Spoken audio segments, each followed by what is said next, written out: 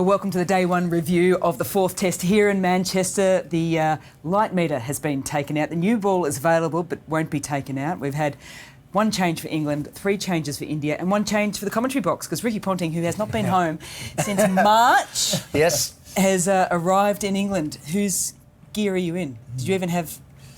I had one pair of chinos and one shirt. There we go. So I've had to call in some reinforcements. And if I'm lucky, I might even have a jacket for tomorrow. Excellent. I might need it. Well, fantastic to have you on the team. Ravi, a little bit of, I don't know, quirkiness at the start of the day. 14 tosses in a row India have lost. The probability of that is something like 16,384 to 1. What's going on with the coin tosses? I'll tell you, some Indian captains have had problems. Yeah. You know, sometimes you tell them, even as a coach, I said, practice it, man. Oh, right. Practice it. You know, in the big games, the great Rishabh Pant said, you know, the best captains in the world, they win tosses when it's needed to be won in big games. Yeah, yeah. But having said that, now Stokes has won at 4 on the trot. He decided to field. The way things stand, he would have been a little disappointed in that first session. He didn't pick up more wickets. Yes, you know, having said that, I thought England could have bowled a little fuller, but they made up for it in the next session with 3 wickets. And as things stand, as the game has gone on, you know, I think this game is nicely poised, with Rishabh Pant's injury being the key. Yeah. You know, if he cannot come back to bat, that can have a huge influence on this game. And with the second new ball due tomorrow, I think anything can happen. Let's get straight into that because at the moment India 258 for 4 with about 13 minutes to go at the back end of play. We haven't heard an update on Rishabh Pant. It didn't look great straight away. They went up for an LBW review, full ball on the right foot, boot comes off, bit of blood, swelling. Could hardly walk off, had to get the cart as well. He hardly put his foot on the ground, really. I mean, he rolled around for, what, must have been 6, 7, 8 minutes before the golf cart came out. The immediate swelling was the worry for me. Normally when you get that immediate swelling like that, and knowing, I've had a metatarsal injury myself, actually, and they're small, fragile bones. Is that sliding into the fence? No, that was a separate one. That was a separate one, okay. I broke my ankle on that occasion.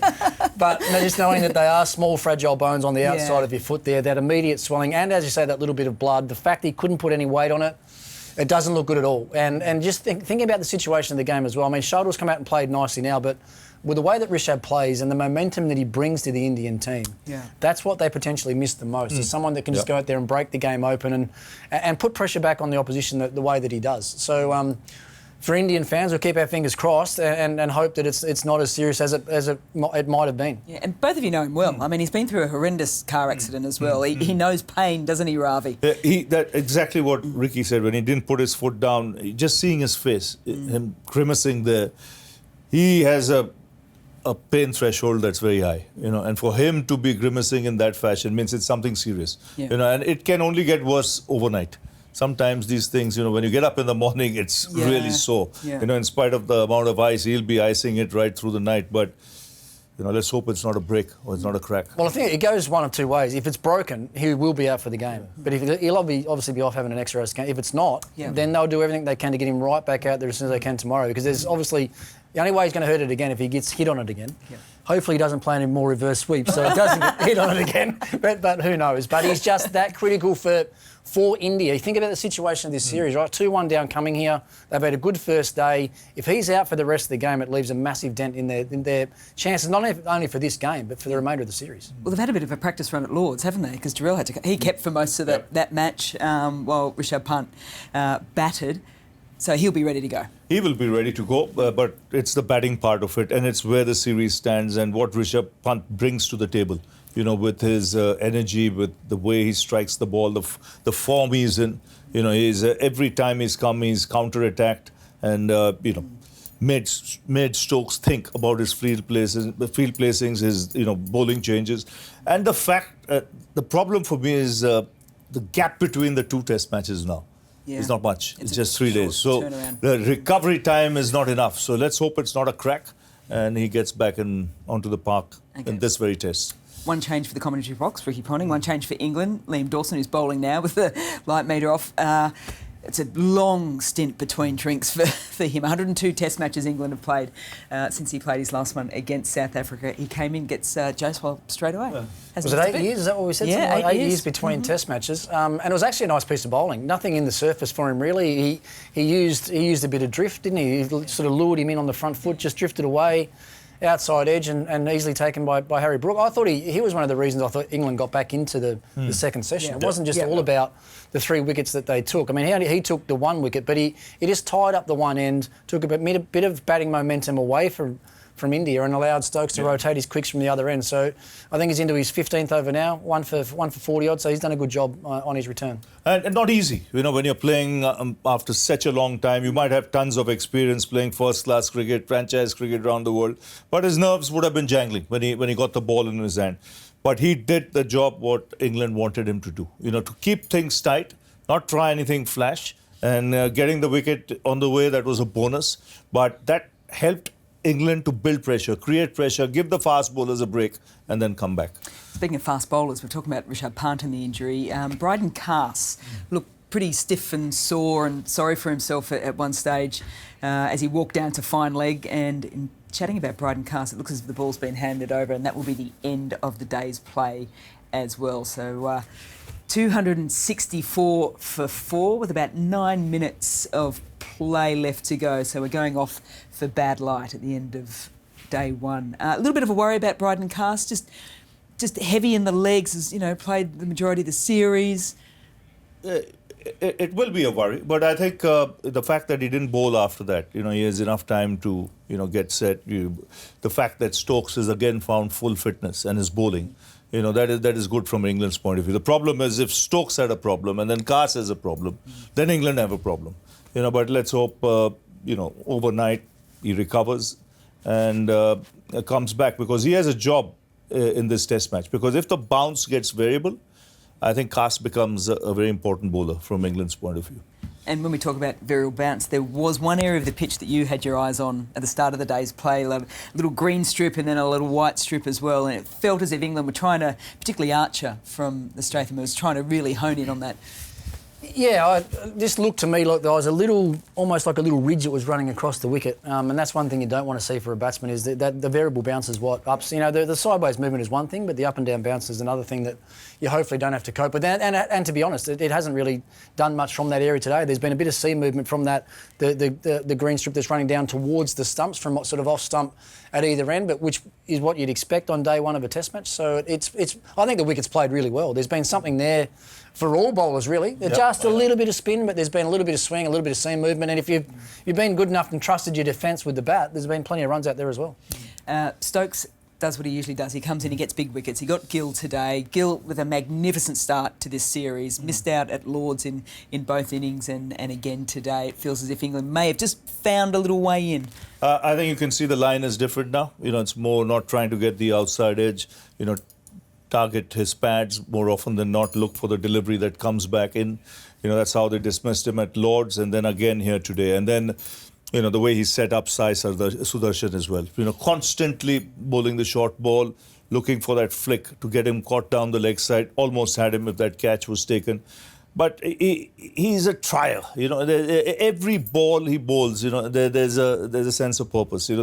He's contemplating or trying something different, which is fantastic. It's just, what he is. Even on that last day at Lords, to put in that effort, on the last day was quite unreal. Well, there are a lot of teams around the world that will have their go-to man, and the captain goes to that person a lot. Well, in this team, it's him. Yeah. Whenever this team needs something, he bowls an extra over, or he bowls an extra long spell. He does whatever he can possibly do for his team, and that's why I think he's, they've got the stature in the game that he has, but also the love and respect from all of his teammates, the guys that he's played with, because they know when things get tough, he's not going to look anywhere else. He's going to be the man that's going to try and get the job done for his team. Well, Ricky, you've captained a lot of sides. Sometimes captains, if you're a bowler, are reluctant, but not Stokes. As a leader, he wants to lead from the front, and he'll take the ball in the toughest of situations. He wants to put in that extra yard, which is fabulous. Yeah. We're almost blue in the face talking over rates and the like. You're new in, so I'm going to go to you on this one. Harry Brook was sprinting between the overs to get to the slips, but he sort of had to remember that everyone else had to get into positions as well. There was one warning for the fact that England didn't start the over within 90 seconds. If they get 2 warnings, it's then a 5-run penalty. What's your general stance on the over rate in world cricket, particularly in Test matches at the moment? It's been a long time since I played, but I can't see where the time's gone. Like, why are we 30, 45 minutes behind every day? Yeah. And I think it's just those little things. Like, and the batsmen have got to take some responsibility for that as well. 100%. And therefore, the umpires got to take the responsibility to make sure the batters are ready. I did like the fact that we saw some more intent for the England guys to get through. Remembering in the last WTC roster, they were 19 or I thought it was 22 points down, but someone said 19 points down today. So to me, it was like they didn't pay much attention to that last time. And I think getting stung last week, getting 2 points stopped, they'll want to be remembered as a team that's been a champion team and can win, a World Test Championship. But if they keep being slow with their overs, they can't do that. So everyone's got to take responsibility for it. I love the fact that they were trying. And you know what? There should be a shot clock on the batters as well. If they're not ready, if the fielding team is ready 100% to go and the batters aren't ready to go, take 5 runs off them and see if they'll make sure they're ready then. And actually take it off the batter, not the team. Take it from the batter itself. Yeah, make sure that they're ready. Statisticians are getting nervy now. Stats and how does that affect? It comes off the total as well, but take it from the batter. I like it. One batter we haven't spoken about today is Sai Sudharsan, who came into the Indian side batting at 3. Lots of chatter around, can they find a batter to bat at 3? Gill obviously wants to bat at 4. He got dropped on 20, but he just looked solid at the crease, didn't he? No, he's the man. He's the man for your number 3 slot. You've locked him in. Give him a good run. Just give him a run. I thought he was very unlucky to be dropped after the first test because he looked pretty good.